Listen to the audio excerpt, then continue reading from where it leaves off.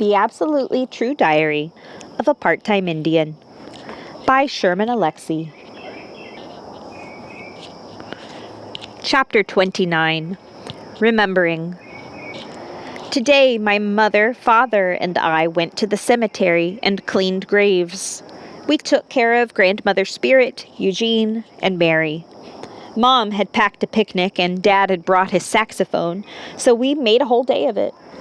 We Indians know how to celebrate with our dead, and I felt okay. My mother and father held hands and kissed each other. "You can't make out in a graveyard," I said. "Love and death," my father said. "It's all love and death."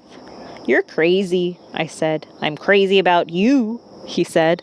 And he hugged me, and he hugged my mother, and she had tears in her eyes, and she held my face in her hands. "Junior," she said, "I'm so proud of you." That was the best thing she could have said. In the middle of a crazy and drunk life, you have to hang on to the good and sober moments tightly.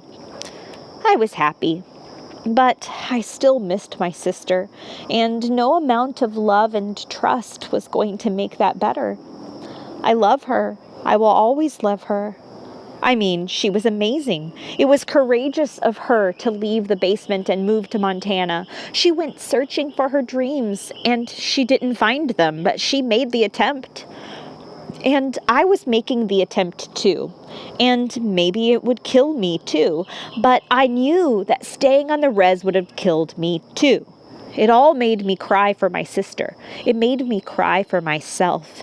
But I was crying for my tribe too. I was crying because I knew 5 or 10 or 15 more Spokanes would die during the next year, and that most of them would die because of booze. I cried because so many of my fellow tribal members were slowly killing themselves, and I wanted them to live. I wanted them to get strong and get sober and get the hell off the res. It's a weird thing. Reservations were meant to be prisons, you know. Indians were supposed to move onto reservations and die. We were supposed to disappear. But somehow or another, Indians have forgotten that reservations were meant to be death camps.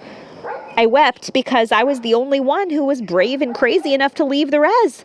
I was the only one with enough arrogance. I wept and wept and wept because I knew that I was never going to drink, and because I was never going to kill myself, and because I was going to have a better life out in the white world. I realized that I might be a lonely Indian boy, but I was not alone in my loneliness. There were millions of other Americans who had left their birthplaces in search of a dream. I realized that, sure, I was a Spokane Indian. I belonged to that tribe, but I also belonged to the tribe of American immigrants, and to the tribe of basketball players, and to the tribe of bookworms, and the tribe of cartoonists, and the tribe of chronic masturbators, and the tribe of teenage boys, and the tribe of small-town kids, and the tribe of Pacific Northwesterners, and the tribe of tortilla chips and salsa lovers, and the tribe of poverty, and the tribe of funeral goers, and the tribe of beloved sons, and the tribe of boys who really missed their best friends. It was a huge realization. And that's when I knew that I was going to be okay.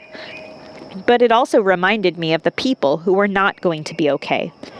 It made me think of Rowdy. I missed him so much. I wanted to find him and hug him and beg him to forgive me for leaving.